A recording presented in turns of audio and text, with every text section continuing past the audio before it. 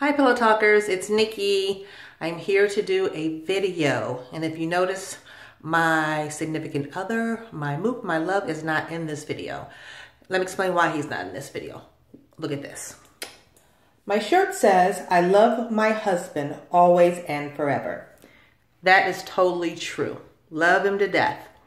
So this video here, I am speaking directly to our Pillow Talk wives and our Pillow Talk maybe soon to be wives. When Nathan and I came up with this vision a couple of years ago, 2014, we had just seen a lot of things that had going on. I heard Dr. Phil say the other day that divorce rate is for the people that have been married for the first time, it's up to 50%, which is huge. And like I said, and that was just what he had said the other day.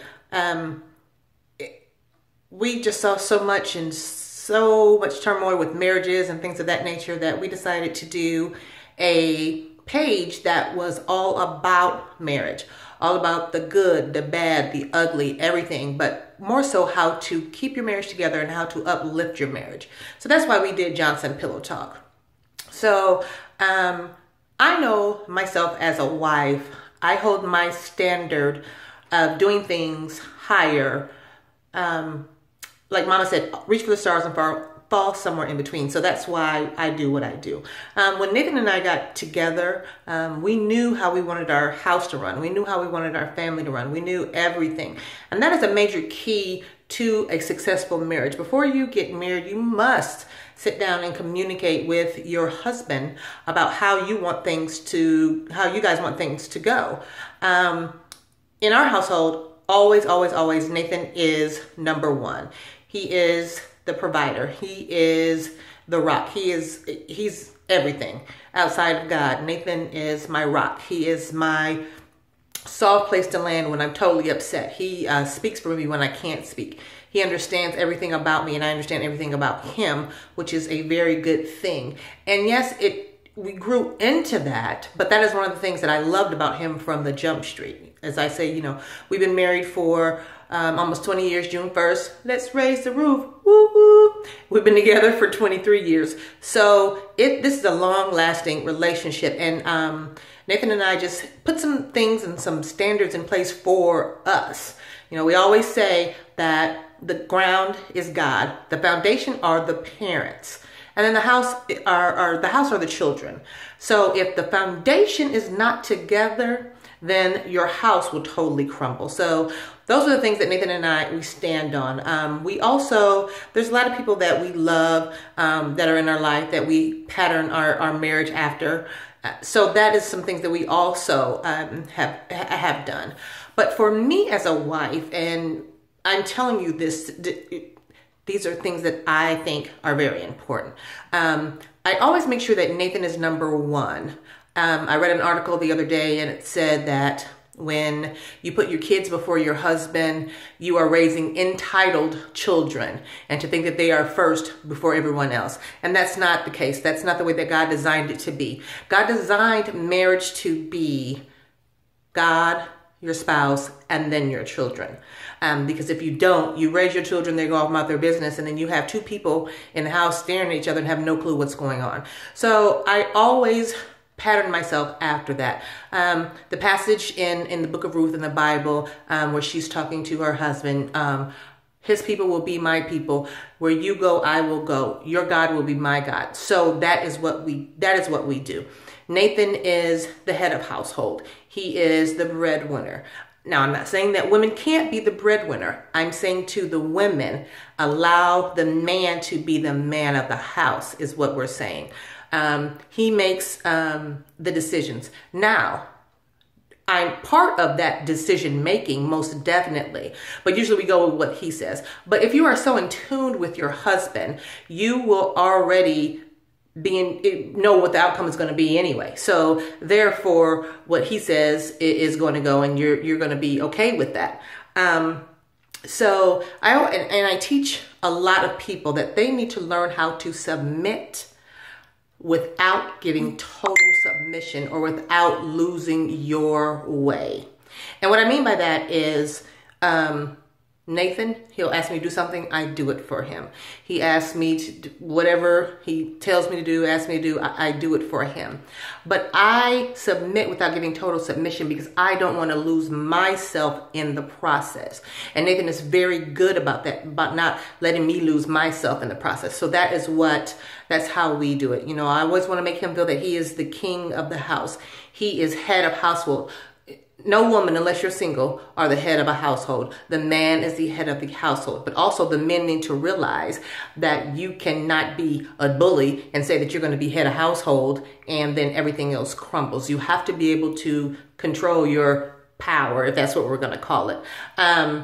He works so hard, 60, 70 hours a week. When he comes home, I make sure, you know, clothes are washed, house is clean, the kids are together, even though my kids are 16 and 19. Thank God.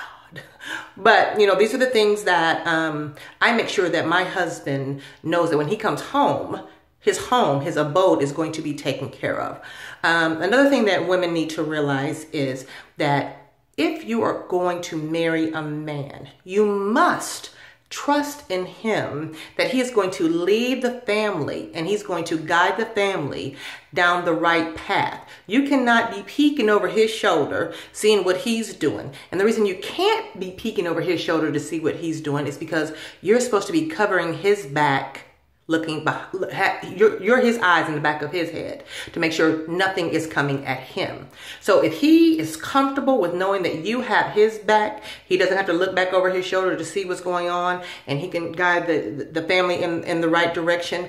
And if you are the proper wife, you have his back, you don't need to be looking over his shoulder to see what he's doing. He doesn't need to be looking over his shoulder to see what you're doing. You have to be in sync, and you have to let a man be a man. In the same sense, just like a man needs to let a woman be a woman.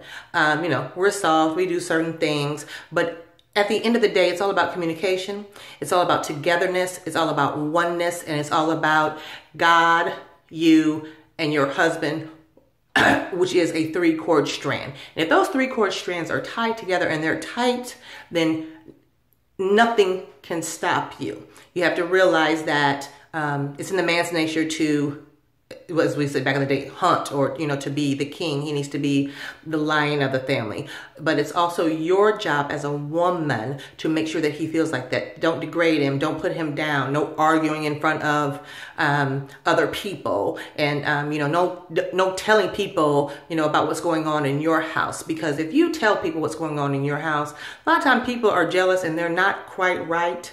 And you also need to know, if you're arguing, there doesn't need to be really too much said, especially if it's someone that is not totally in your corner. Because what'll happen in the end is you'll accept your husband back, but then those people are still mad because they have nothing vested in the relationship. You do. So try to make everything private. You need to say to yourself when you wake up in the morning, and I say this every morning, how can I make my husband's day better? It could be something little as making his favorite food, or, you know, doing one of his chores that you want to do.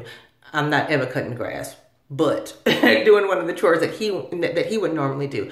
You want to make sure that everything that you're doing is towards him and towards God, and to better your family. And at night, pray for your husband. You need to pray for him more than you pray for yourself. You need to pray that the leader of your home is all right, that the leader of your home is in his right mind to be able to lead to where they need to go, that the leader is healthy, that he's happy. You know, no man wants to come home to an angry house and be upset and fighting. Women don't even want to do that. So you need to make sure that that is what is going on. You know, we take care of the house, they take care of the outside. And if there's some things that you are not getting from your husband, by all means, you need to communicate. Communicate.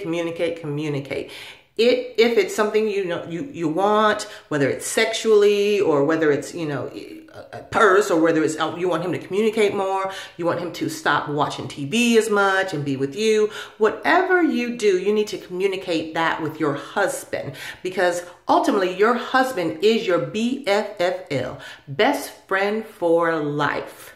Okay. And you need to be able to run to him. I know Nathan is the first person that I run to when I have some good news, when I have some bad news, when I have a decision to make. He is the first person that I run to. And the reason that I run to him first is because he has made it so comfortable for me to do that. And men need to realize that you have to make your wife comfortable and make your wife comfortable enough to be able to do that. And also, I make him comfortable enough to be able to come to tell me anything. And we're on the same page. My daughter, a couple of weeks ago, she texted my husband and she texted myself, and we're sitting downstairs playing dominoes, just hanging out. And we both read the text on his phone, or he read his, I read mine. And at the same time, we said, long as you know. So that is what I say when I say being in sync, being in oneness. You have to let a man be a man.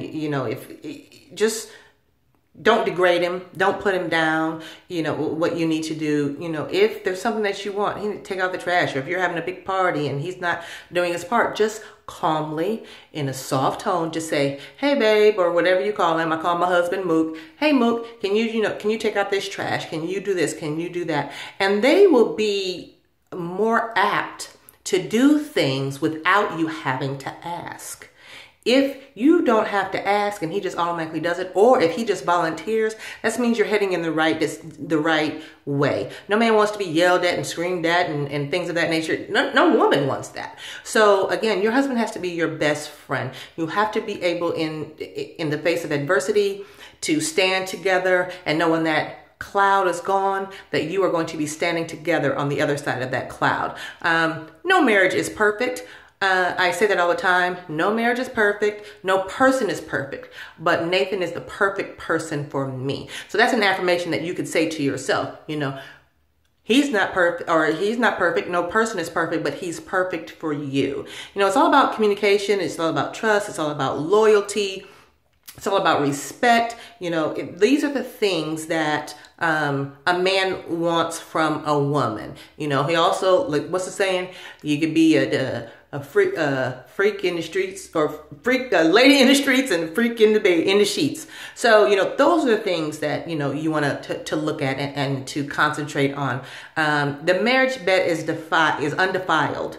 You can do whatever you want in your marriage bed, in your room, because you are married, and that is what's going on. Now, if it's something uncomfortable that you don't like, then discuss it. Say, I quite don't want to do that. Can we try something else? Or, if you have something, babe, can we do this instead? Whatever works for you, it works for you. But sex is a big part of marriage. And we always say that sex is more mental than it is physical. We say about 85% mental, 15% physical. Because if you are being degraded, or your husband is being put down, or things of that nature, who wants to go have sex? You don't. So, if you start out from the beginning being a certain way and being the lady that you're supposed to be, then I'm sorry guys, this piece of hair is driving me nuts. But if you start out being that way, then you will end up that way. Your bedroom is supposed to be your sanctuary. It's supposed to be where you go to do whatever you want to do, lay with your husband, watch TV, do whatever you want to do. I know I love my kids to death, love my babies, love them. But you will never find a picture in my bedroom of my kids. Never, never, never, never, never. Because that is Nathan's bedroom and it is my bedroom. My husband, he'll say, I don't want to be getting it in and look up and see a picture of Sydney. Well, yeah, that's true. So leave the pictures downstairs. Leave them in the hallway. Leave them on the piano. Leave them in the family room, the living room. Leave the family photos and the kid photos out of your bedroom, because the bedroom is just for you to do whatever you like. And that also what, makes it comfortable for you to be able to do what you need to do with your husband, and again, be able to let a man be a man. Be able to let this man take care of you the way that he wants to take care of you. Okay. So it's tit for tat. If you do what you're supposed to do, then he'll do what he's supposed to do by taking care of his wife, by taking care of his family. He's going to come home knowing that everything is together. Not saying that you have to cook every night. You don't have to cook every night, but do something special like that. Make sure that his house is clean, especially if, he's working so much. I know Nathan works 60, 70 hours a week. So I want to make sure that everything in his house is decent and in order. So in a marriage, it must be decent and in order. Must be decent and in order.